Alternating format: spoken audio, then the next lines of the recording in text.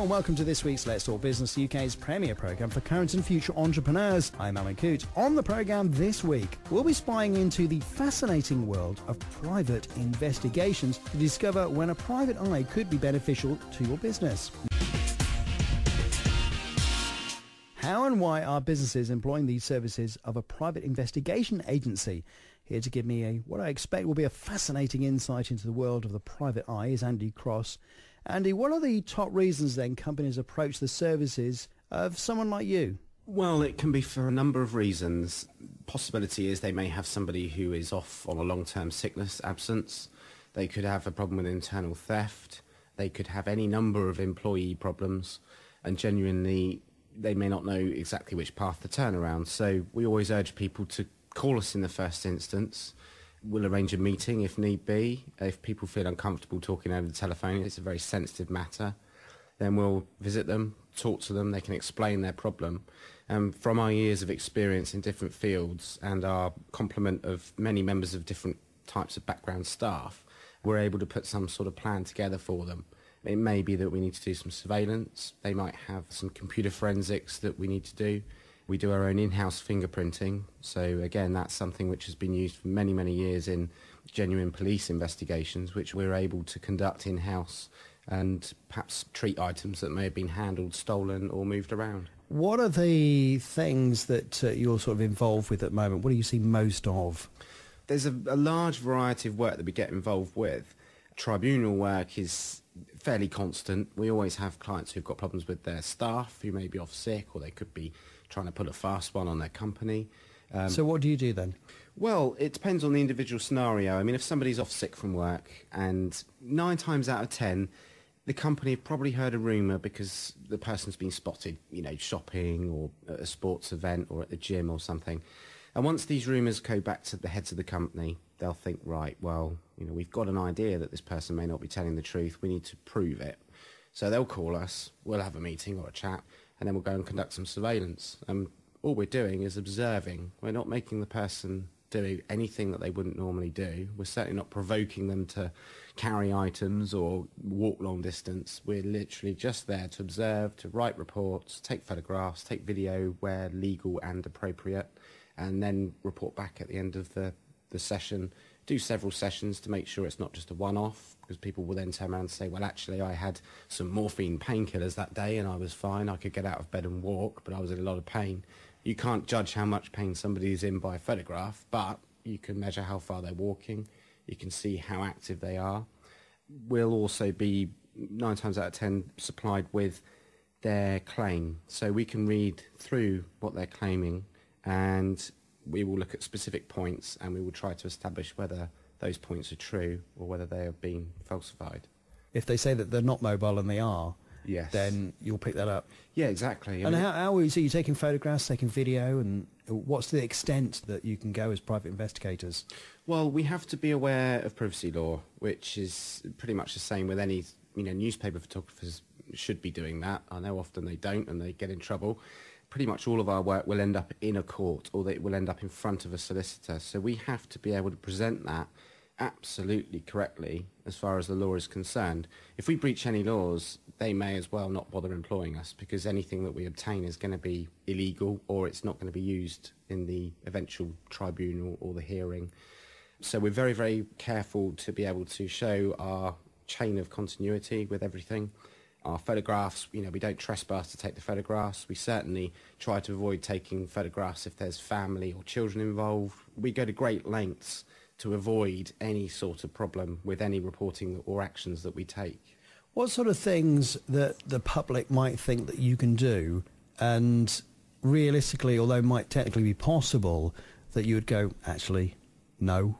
Well, obviously, over the last couple of years, there's been the big issue with the phone hacking. People will phone up and ask if we can look at phone records, or if we can, get into someone's computer, for example. We'll have to educate them over the phone and actually explain to them that what they're asking us to do is illegal. But by doing that, we're able to get them into a conversation, and we'll say, look, what is the issue that you're looking to try and establish? What's going wrong? What's happening? And we'll work out another way of doing it, a way that is completely legal, which just avoids them heading down a path where they could end up phoning a company that will do it, or a one-man band that will do it. But they might as well just be throwing their money away, and they also risk being caught in a prosecution case. If they're asking someone to do something that's illegal, it's a bit like asking to break into somebody's house. It's completely illegal. It's the same with any sort of hacking or phone records, obtaining phone records, that kind of thing. So we guide people who make inquiries, we guide them around what they've asked us to do that's illegal, if they have done, and we talk to them about what we can do to help that it's fully legal, fully compliant with the law, and also something that's going to be able to be used in a court hearing if that's the path that it looks to be going down. Andy, I'm going to pause you there. This is fascinating, and we'll come back a little later in the programme. I'm intrigued about the secret tools of the trade. Earlier we heard from private investigator Andy Cross. Now he rejoins me now in the studio. Andy, I'm dying to know about the tools you need to carry out these investigations.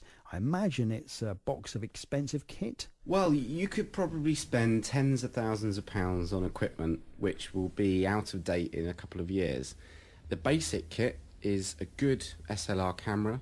We have small body-worn cameras, standard video cameras, and a voice recorder. That is a very basic kit, but that pretty much, you probably won't need much more than that. We do occasionally use vehicle trackers. Some of the more sophisticated equipment that we have is actually in our laboratory, in our head office, which is in Surrey, where we have our own fingerprint facility. So that's a very specialised area of the investigative work that we do.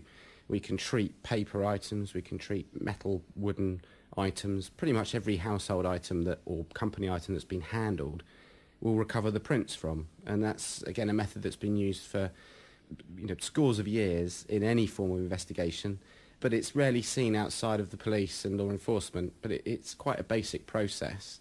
So that's probably the more technical side of some of the things we get involved with, which probably some agencies, well, as far as we know, we're the only agency to have that facility in-house. A lot of them will farm it out to laboratories that are dotted around the country.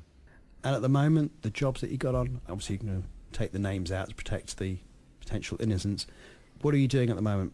A large variety of jobs at the moment. One, I suppose in particular, we've been doing for about 6 weeks. One day a week, a particular person will come down from a northern city to a southern city, and he's meeting with people who we suspect are about to defraud him quite heavily.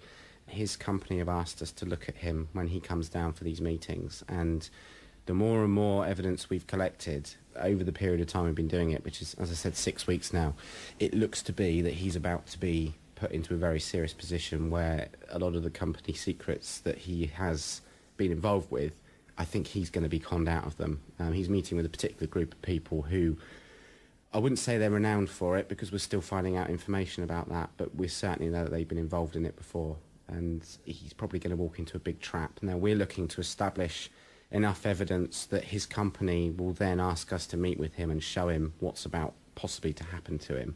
So we're kind of a duty of care role in that respect, because I wouldn't say we're going to save the company and save the world or whatever, far from it, but it's convincing him, he's quite a narrow-minded gentleman, convincing him that these people we're meeting with aren't who they say they are, but he's under the impression that he's about to close a very, very big deal. So it's been a very sensitive bit of work we're doing, and obviously everything I've said, you'll never guess at all who it is. You never guess what industry it is. No. But it's been an ongoing job, and it's 5 of us been involved with it, and we're all very interested in the outcome. We've been living and breathing it for a number of weeks. So am I.